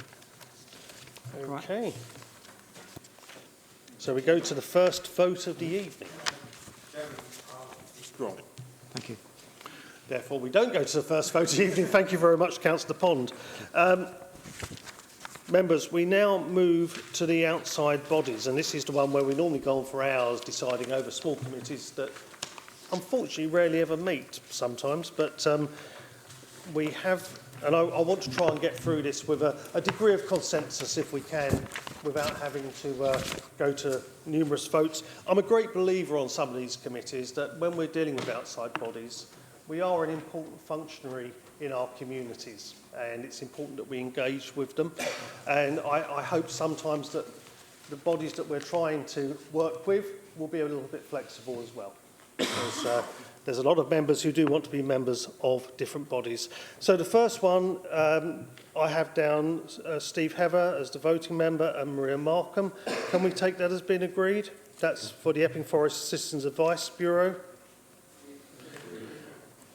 We then have the Campaign to Protect Rural England. Now, I'm not sure how many times that's met in recent times, if at all. We have 3 members on there. We have 1 full member, which I've put down as Councillor Tim Matthews because of his unique knowledge of the rural issues, and Councillor Nigel Bedford as his deputy for the work that he's done in recent times around the local plan and the green belt issues. I noticed that we have, quite rightly, Councillor Cornish, welcome to the council this evening, as well. Is there any reason I can't have 2 deputies on this one, just to make some common sense of it all? I can't answer that question, Councillor. Perhaps as leader, I can make that decision that we should have 2 deputies. Does that make common sense? We then move on to the Epping Forest Community Transport Board of Trustees, and I've got down Councillor Richard Bassett for that, and I'm taking that will be agreed. It's a role that Richard has played for a number of years. Right, then we move on to the Epping Forest Local Highways Panel. This is one which is going to be a bit stickier because these are really, really fought-for places amongst members, and I understand a desire to be there. But members are there for a purpose. I've got down here Councillor Alan Lyon, and I've got down here Councillor Paul Kesker, and I've got down Councillor Jean Lee. What I haven't got is anyone from the south of the district other than Councillor Lyon, and there is normally someone from the LRA who goes on to that. It was David Wixley. And I believe that Councillor Kesker would be happy to give up that position if there was someone from the LRA wishing to come forward. Councillor John Whitehouse. I see 4 nominations for 4 places. Am I reading a different bit of paper? Is correct, yeah. 4. There's a nomination for Councillor Janet Whitehouse. Chairman, I understand there are 3 places this year, according to speaking to the chairman of the LHP earlier on. So there is an error in that. They've changed the arrangements this year on the LHP. Councillor Kesker has indicated to me this evening that he is happy to give up that place, and I know we normally have one from Loughton as one of the largest areas in the district, one from Chigwell covering Chigwell going out to Abridge, and one from Waltham Abbey. He's also much welcomed, but I'll let Councillor Pond make. Chairman, I was a little uncertain about what the County Council's specification for the local highway panel was. I've got 2 different stories from 2 different potentates at Chelmsford, but as the leader says, it will be quite difficult to find a successor to Councillor Wixley on this. So I was going to suggest, Mr. Chairman, that perhaps we could leave the nomination on this until it is clearer what is happening from on high. Chairman, wise words from Councillor Pond. Why don't we leave this one until the next full council? There is no immediate requirement for a local highways panel meeting. Indeed, I attended the chairman's panel of the local highways panel on behalf of the chairman of the highways panel to make it more confused only last week, and I believe the next meeting is not until July. So there will be a full council before then in order to decide and work out what the actual membership will be. Are members happy with that? Thank you.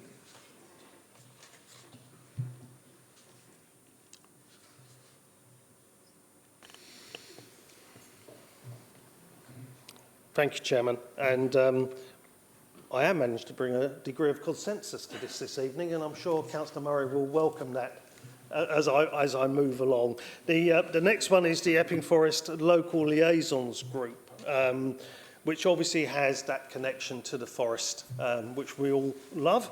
And I think it's as set out. There's a reasoning behind every one of them. You may have a vote on the Faden Boys one. I can't avoid that. And of course, there is also a vote on the Epping Western Rural seat, but what would an evening be without a vote? All right. I'll hand over to Councillor Woodall. Mr. Woodall. Sorry, Chairman, just to be helpful, I think under the sort of terms of reference of the local liaison group, Councillor Whitford actually has a seat as a county councillor, so, you know, would not need a separate seat as a district councillor. I would need advice from Mr. Woodall. I'm not familiar with the standing orders of the Epping Forest Local Liaison Group, so I can't advise you one way or the other, unless you want to leave that particular one, and we'll try and find out for you. Thank you, Mr. Woodall, and that would be most helpful because it hasn't met for a long time. Last week. Yeah. Mr. Chairman, this is a committee established by the City of London as Conservators of the Forest, and they were very prescriptive at first which wards from Epping Forest District they wanted, when it was a liaison committee just with Epping Forest. But it has now transmogrified itself into a liaison committee with all the riparian boroughs to the forest, including Redbridge, Waltham Forest, Newham, etc. It's a very strange body. I hesitate to say it again. I don't think one will be required before the summer break. So my suggestion is we should try to clarify with the Conservators what they actually want. Again, is everyone happy with that? Thank you, Councillor Pond, and thank you, Chairman. That's most helpful for the clarity. We then have 6, 7 and 8, which are not contested. Can we take those as just being agreed? Agreed. We then get on to Epping Sports Centre, where we have 2 places, four people asking for the opportunity to attend. I don't understand why we can only have 2 members attending. I'm sure sometimes members can't attend. I'm happy if we put down and ask for 4 members to attend, Mr Woodall, if that's possible. Chairman, I can ask a question if that's the will of the council, but I'm sure they're probably run by our own officers, so if we kind of say we want 4 members for the Epping Sports Centre group, then they'll accept it. Thank you. I think that's probably the easiest answer. Everybody has an interest in a local sports centre, and I'm not in the mood to fight over 2 places on a sports centre committee. Councillor John Whitehouse, you wanted to speak? I was going to ask to withdraw, but I'm happy to go with Councillor Whitbread's suggestion. Thank you. So that's agreed then, yeah?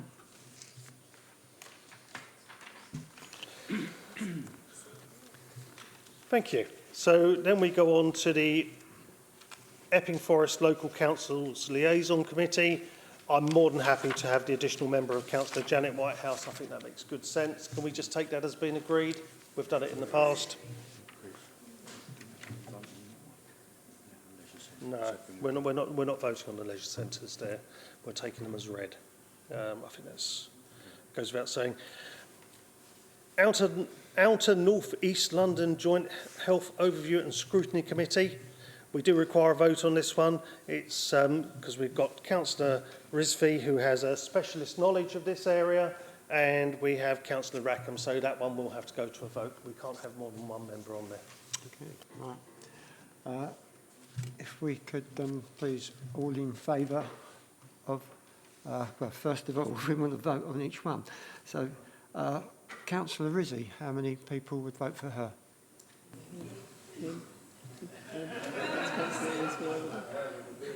Put one of you up this time. Yeah.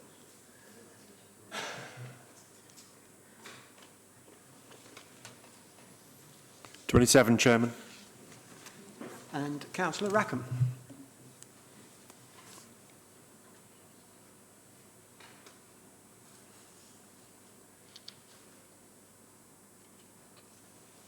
'19, Chairman.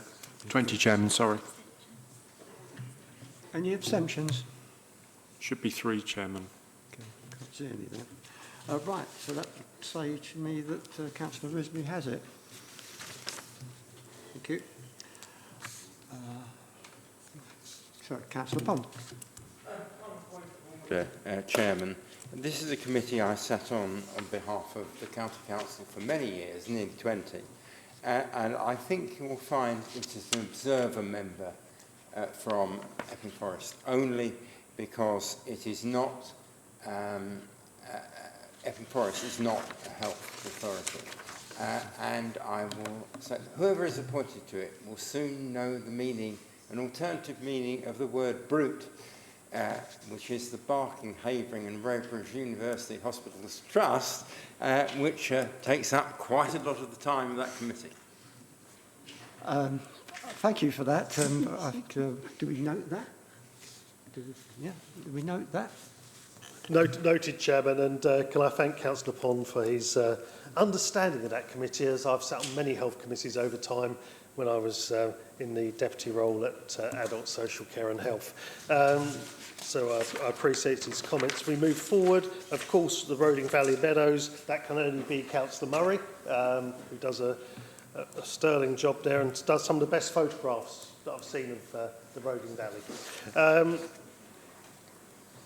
If we move onwards, we've got no issues on any of the following, going right down to the Waltham Abbey Town Centre Partnership.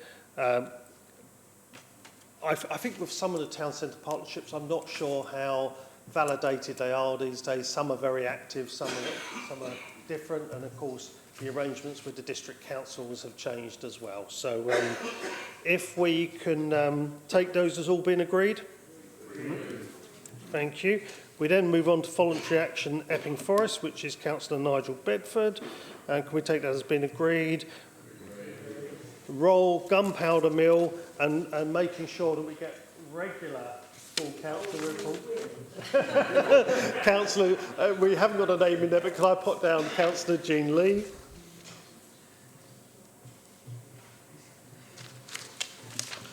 We then get down to the item 18, which is the Leisure Management Contract Monitoring Board. And Councillor Kesker has just reminded me this evening how busy he's going to be in his new cabinet role. In fact, officers were telling me the other day he's going to be one of your busiest cabinet members. But so we will take Councillor Kesker off of the Leisure Management Contract Monitoring Board, which I think then makes. We just need to then know which one of the Liberal Democrats is actually taking on the role. And, of course, Councillor Brooks, getting ready for our swimming race when the new pool opens in Epping, is on there as well. That will be me, Chairman. Councillor Kaufman. Thank you, Mr. Chairman. On a small point of order, I'm surprised we haven't got a committee that can be appointed to shout at TfL. Because I am a regular, at my age, user of the Central Line. It has never been as appalling as it is now. In fact, today, if I'd have taken a frozen turkey on at Liverpool Street, it would have been cooked by the time I got to Loughton. And I've had enough of it. And so I've had enough of the wait time. I've had enough of the amount of trains that have been cancelled. I've had enough of the poor service. I've had enough of the inability for disabled people to use Loughton Station. I've had enough of the toilets in Loughton Station, which is in my ward. The whole thing is an absolute shambles, and for a civilised country where, and a civilised district where so many of our residents use that service, it is nothing short of appalling. And I don't know what we're going to do about it, because I'll be told there's no money. But we have to have a voice, and we have to do something about it, because I've had enough of it. Thank you. Councillor Chris Whitbread. Thank you, Councillor Kaufman. I agree. We've all had enough of the TfL, and it's a shame that the person who runs TfL has just been given another 4 years to run it down even further. That's my only political comment this evening, but it's a fact. And, of course, if you'd been at the last overview and scrutiny, you'd have also heard me say one of the things I do think we should be doing is overview and scrutiny, and it's not for me to say, but I think there was general agreement, is that in days gone by, we used to invite TfL to come and listen to our concerns, and there are many, whether that be where they've ripped out foliage so people can look directly into your windows as they go past, and I know why they had to do it, but it's still an issue. Why they don't fill potholes in the roads that they own outside of Epping Station, why it's in such an appalling state in Loughton. It's certainly something, and I think, and I'm sure, that overview and scrutiny will be inviting them in. I think there is that piece of external scrutiny that belongs with the highest profile of our scrutiny committee. And I look forward to, in the year ahead, seeing them sitting there being grilled. In fact, I know for a while at County, Councillor Pond would never let anyone get away with it. Thank you. So there's no decision on that really, have we? We're just going to wait for it to come through to oversight and scrutiny. Yeah, Chairman, it's not within my gift. It is the Chairman of Overview and Scrutiny and the Vice Chairman of Overview and Scrutiny who will be taking that forward. I'm just giving my personal opinion as an individual councillor with no more weight than anyone else in this room, or maybe a bit more weight. But if we can move on, because I think we're having a really constructive meeting this evening, and I'm sure, Chairman, you want to get in for that glass of wine afterwards. As we move forward, we've got the Epping Forest College Board of Governors. Councillor Bassett has been sitting on there and has an active role within that committee. I see that Councillor Morris has put himself down as well. I don't know whether that needs to go to a vote. Councillor, Mr Woodall, you're becoming a councillor very please quickly. don't call me councillor. Or Shirley either, if you've ever seen the film. Councillor Morris put his name down in this, I think, on the basis if he didn't get Waltham Abbey Town Partnership, so I don't know whether Councillor Morris would be happy to withdraw this nomination. Yeah, confirm that. I'd be happy to withdraw. And also you've got a nomination on 21, the Whips Cross as well, so Are we both withdrawing them? Yeah, confirm Thank that. you. Okay. Thank you very much for that. So, Chris, next one. Thank you. So thank you very much, Councillor Morris. We then move on to the Armed Forces Champion, which goes without saying. Councillor Murray has got his interest in the Armed Forces, which has been established over many years, and it was a delight to meet your brother, Councillor Murray, at the Count. And I understand your desire to be in that role, and Councillor Jim Lee, who's got a really good background in that area, and of course, from that point of view, Councillor Patel as well. So happy that we're agreed on those. We then have one final vote, Whips Cross Joint Health Overview and Scrutiny Committee, Councillor Sunger and Councillor Morgan. Therefore, we have to have a vote. Okay, you're right. So, are we ready? First of all, who would vote for Darshan Sunga, Councillor Sunga? Sorry, any member who wants to vote for Councillor Sunger, please raise your hand.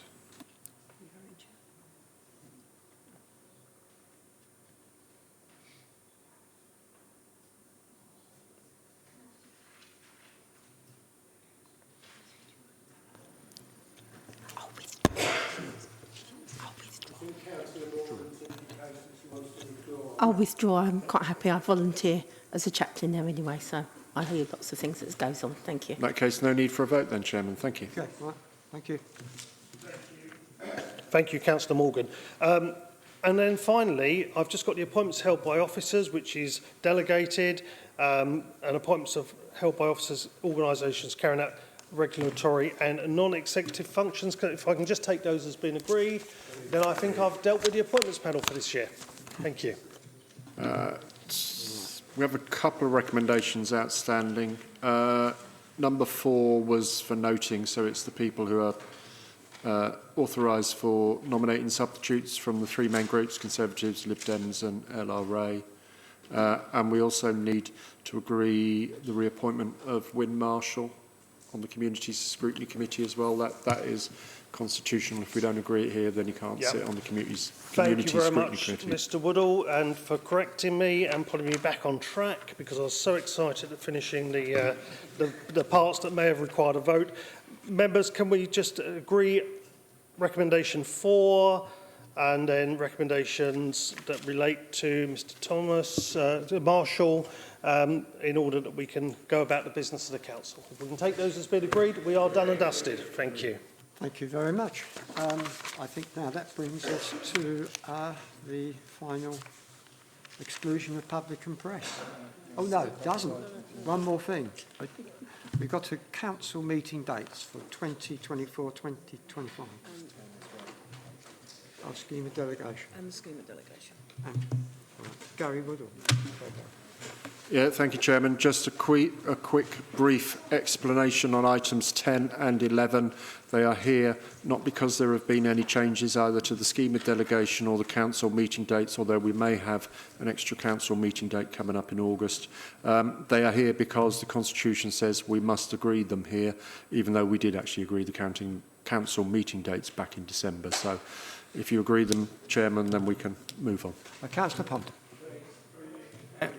Before everybody shouts agree, I've no quarrel with dates, but I have a query on the times. The time of the council meeting has routinely been, brought forward to 7 o'clock, but now we have a greater number of members who are working and often working on the dreaded central line. I wonder if consideration might be given to reinstating the pre-COVID time of 7:30, and I suggest that be referred to the Constitution Working Group. Gary Woodall, would you? I think Councillor Pond stole my thunder. I was going to say it is actually in the Constitution. It would need to go to the Constitution Working Group and then come back to Council for a decision. Okay, thank you very much. Right, let's see if I get back in order now. Council meeting dates we've got. Exclusion of public and press. No reason to, Chairman. Okay, right. So the meeting then at bang on 9 o'clock. I'm impressed.